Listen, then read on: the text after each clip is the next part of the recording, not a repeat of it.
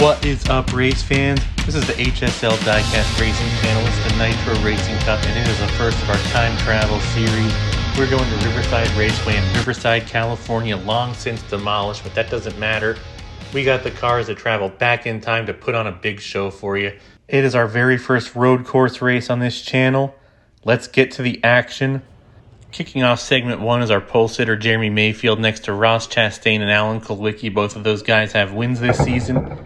And Rusty Wallace, the back rows in each of these starting segments, got in on points due to the number of DNFs in qualifying. And unlike the rest of this season, Jeremy Mayfield's looking smooth as butter here.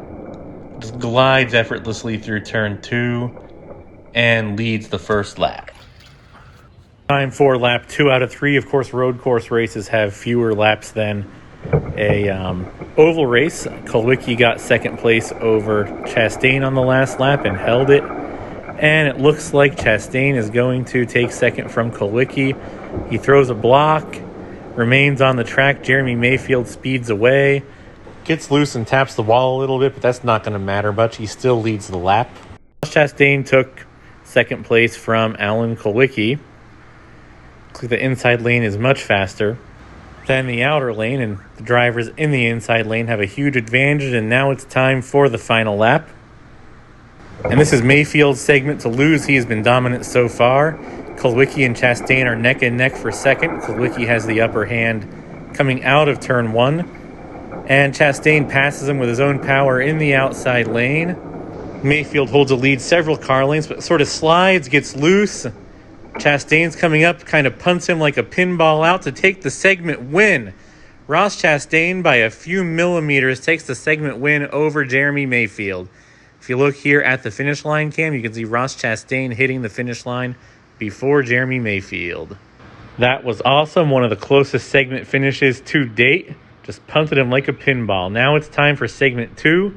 Sterling Marlin, the heavy favorite, starts on row 1 on the inside. Bill Elliott got in on time. The other two drivers in the back got in on points, and that's an El Reco. Caution is out for an El Reco. Bill Elliott on his roof slides down the track, forces Jeff Fuller into the infield. Sterling Marlin leads the lap, and Bill Elliott's day is finished.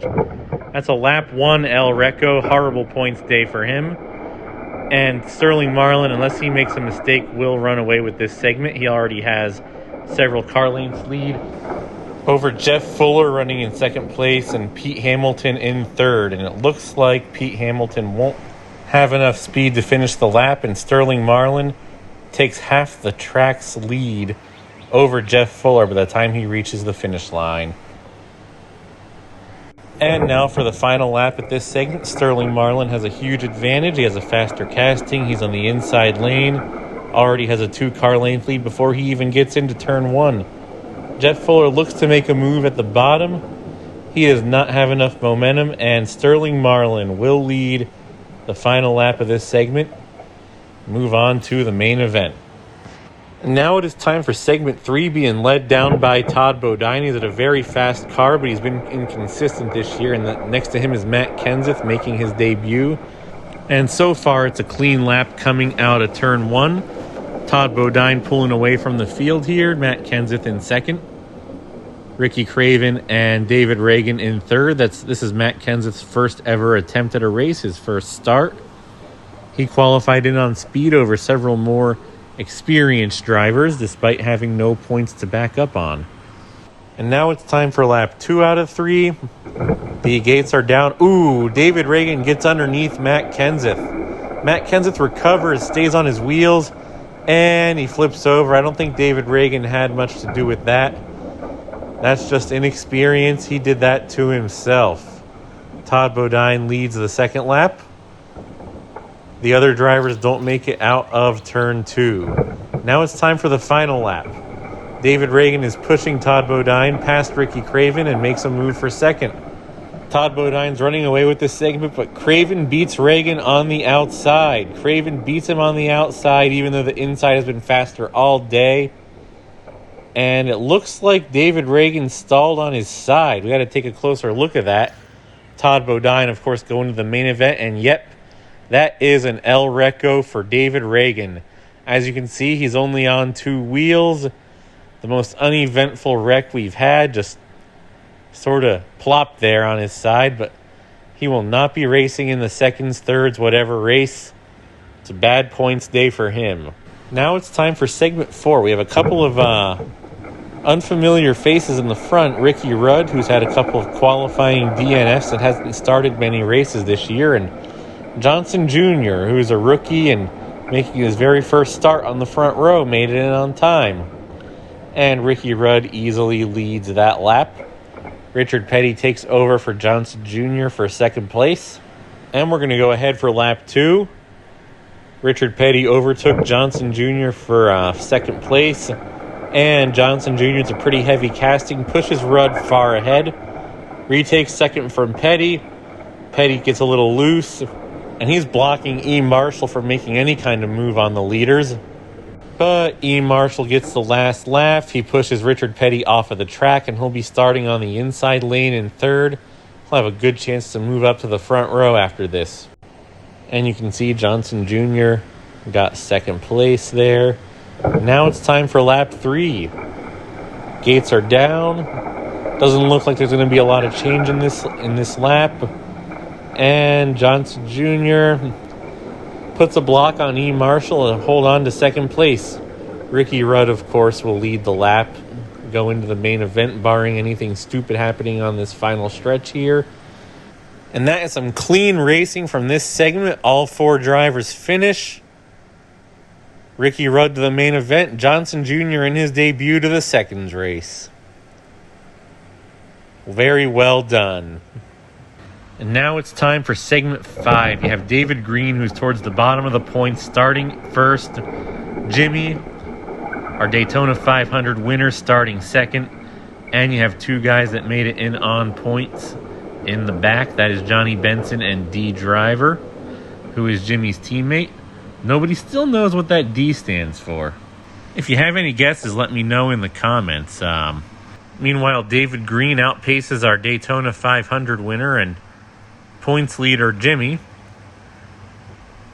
And now for lap 2, he's got a heavy car behind him. He's going to have to really screw something up to miss out on the main event. And Jimmy goes flying. That is an El Reco for Jimmy. Jimmy is out of the race. And David Green flips over too. This is a huge El Reco on this lap. It's both self-inflicted for Jimmy and David Green. Both of them were looking really good, really strong, and Jimmy just flies off the track. David Green looks like he's flying through turn 2 like a rocket ship, but all of a sudden slows down and flops over sideways. That's 2 stupid self-inflicted mistakes. And for the final lap, so the opposite of the last segment where the racing was clean, you have Johnny Benson and D. Driver. Johnny Benson makes a block, cuts off D. Driver, and it looks like Johnny Benson is going to take this. It's a road course. He'll be getting in to the main event. D. Driver to the seconds race. After the only 2 drivers in that segment to qualify on time took themselves out. So this is the 3rd and 4th race. Kulwicki, Marshall, and Hamilton finished 3rd. Petty and Wallace finished 4th in their respective segments, and they're lined up based on their finishing order and qualifying time. And it looks like Rusty Wallace pushes Pete Hamilton off the track there. That's a bit of a dirty play. Pete Hamilton's not really a threat to anybody. I don't know really why he did that. But Pete Hamilton is out of the race due to some dirty driving by Rusty Wallace. Alan Kulwicki will retain the lead in the thirds race for lap 2. And lap 2 of the thirds and fourths race is starting. Gates are down. Alan Kulwicki should have a pretty decent advantage coming out of turn 1. And caution for an El Reco. E. Marshall takes himself out of the race. Slides down into the infield on his roof. It'll be Alan Kulwicki that wins the thirds and fourths race, with Richard Petty in second. Kulwicki will be moving on to the seconds race. And now it's time for the seconds race. This is set by qualifying. All these drivers finished second in their segments except for Alan Kulwicki. Jeremy Mayfield starting in the lead, and he takes a car length lead over the rest of the field. Johnson Jr.'s in second. Looks like Jeff Fuller rolls off of the track there, basically shoots himself in the foot just outside of the top 10. It's like D Driver will be starting third, Kulwicki fourth, Craven fifth for that segment.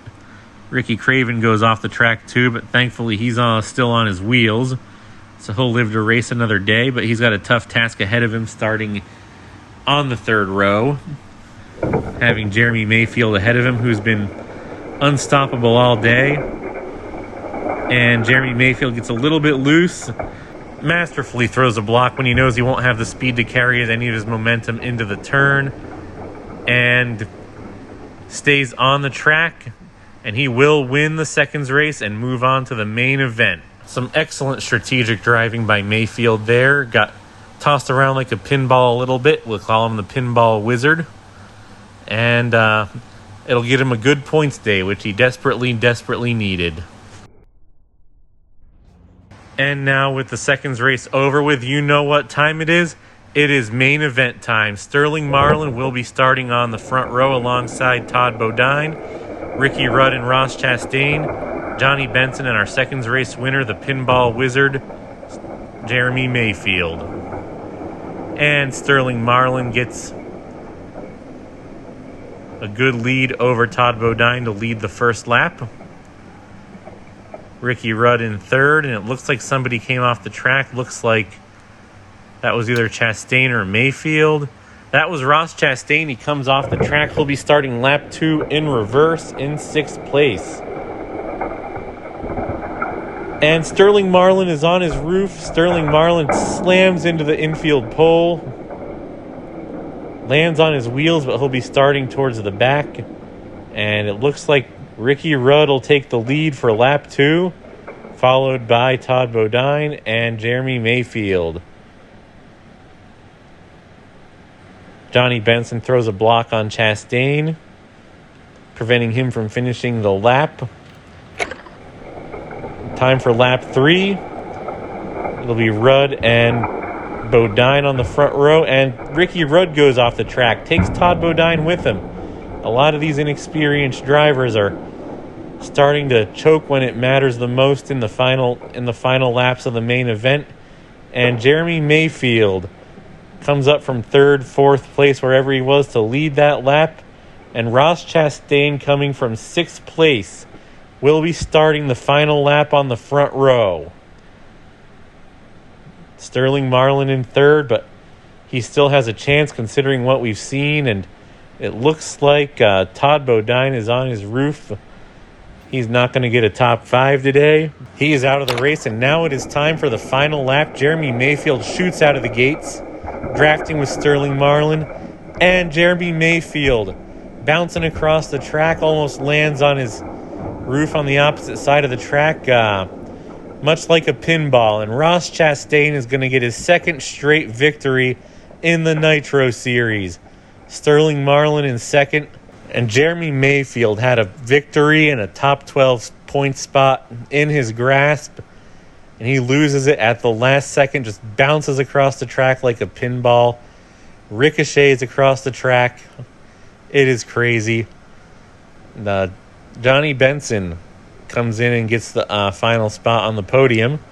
But today is all about Ross Chastain coming from 6th place, driving in reverse into victory lane again, outlasted a lot of other drivers starting in the back. Yet again, another outstanding performance by Chastain. He beat out Jeremy Mayfield by a millimeter to get into the main event, and then starting towards the back, getting thrown off the track in the early laps, he rebounds and gets his 2nd consecutive victory in the Nitro Series, takes a commanding points lead after Jimmy crashed out in the early laps.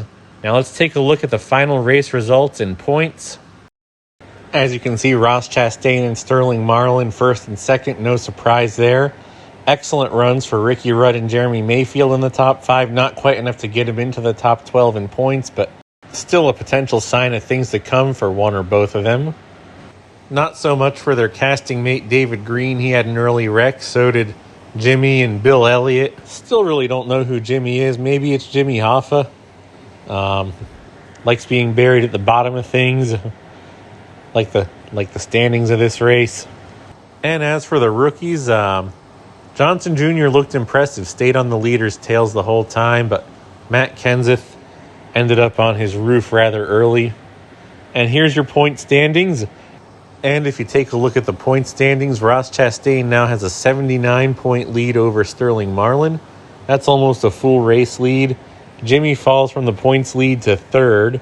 And of course, the top 12 in points have a guaranteed spot in the next race. Jeff Fuller has just a 2-point cushion over D Driver. And if you take a look at the back half of the point standings, Jeremy Mayfield moves up to the low 20s to 19th. Matt Kenseth gets added there. Johnson Jr. gets added there.